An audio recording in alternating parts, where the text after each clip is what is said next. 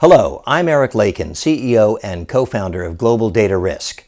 We help companies address their most complex challenges, from cybersecurity and geopolitical risk to technology disputes, complex litigation, and investigations. Whether operating in the United States or in far-off jurisdictions where the rule of law is uncertain, Global Data Risk brings clarity, resilience, and strategic insights. This Spotlight series shares perspectives on the diverse services which we offer worldwide. I hope you enjoy.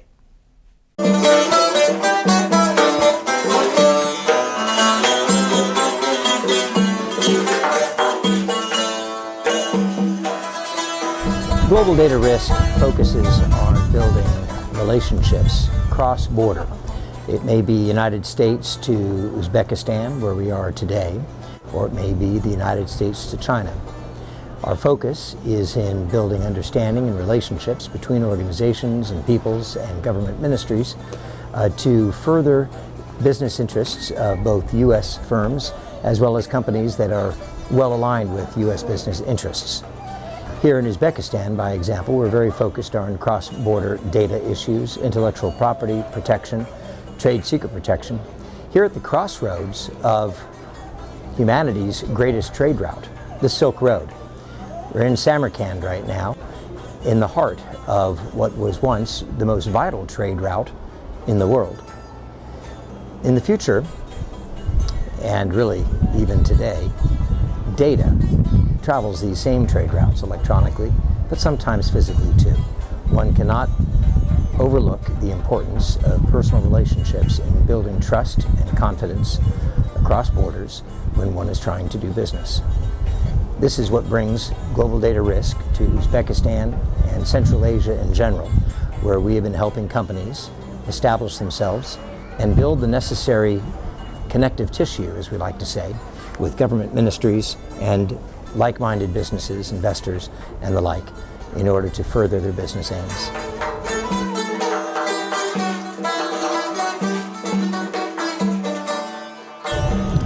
John, Global Data Risk has been conducting business here in Central Asia now since we started the firm 3.5 years ago.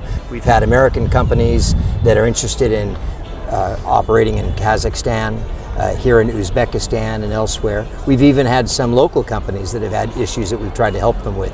Where do you see some of the challenges that American companies need to focus on right now going forward?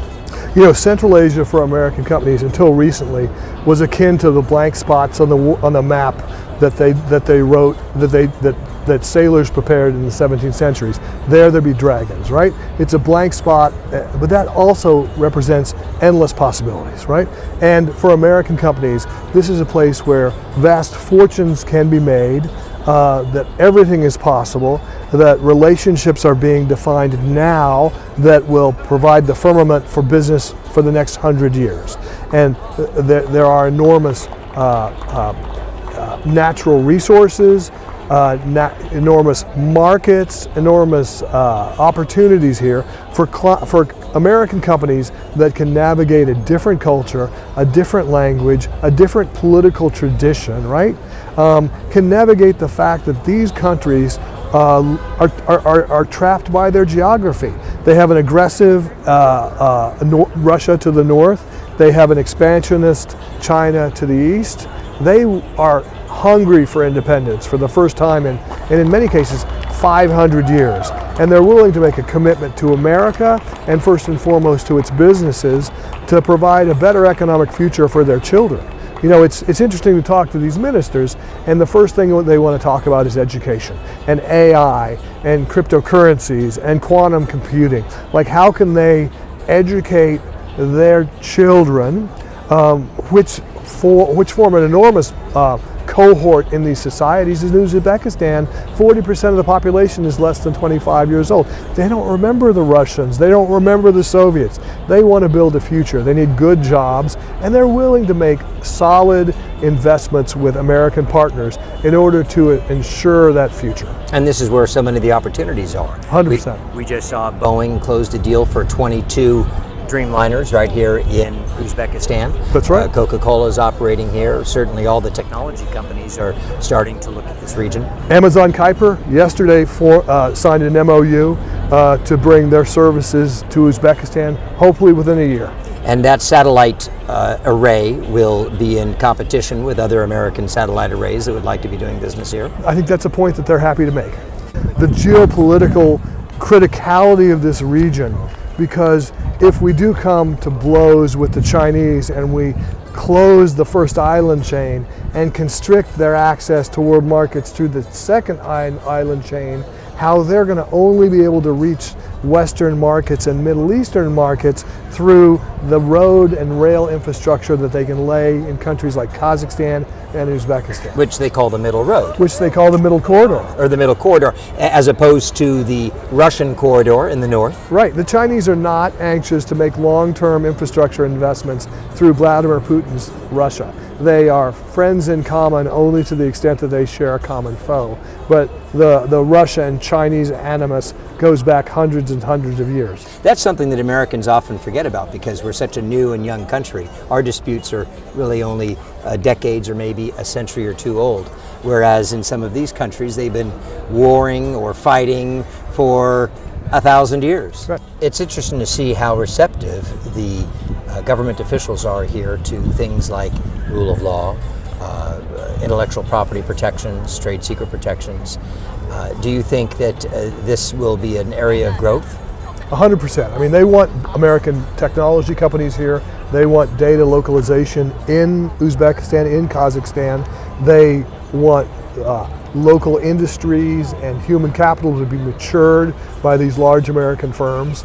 And I think in order to do that, in order for American firms to feel confident in making that long-term capital investment, like Chevron did for 35 years in Kazakhstan, there has to be confidence about contracts and transparency around government taxation and repatriation regimes.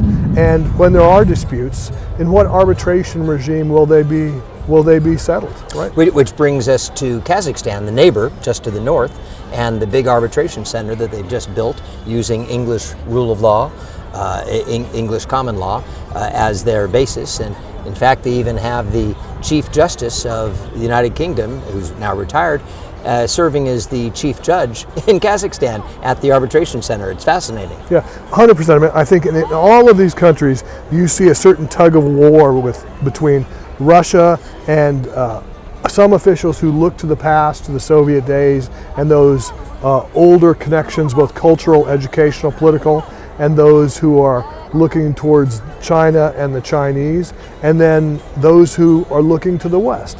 And as part of that dialogue internal to these governments, these sort of structures around arbitration, rethinking legal frameworks is really critical.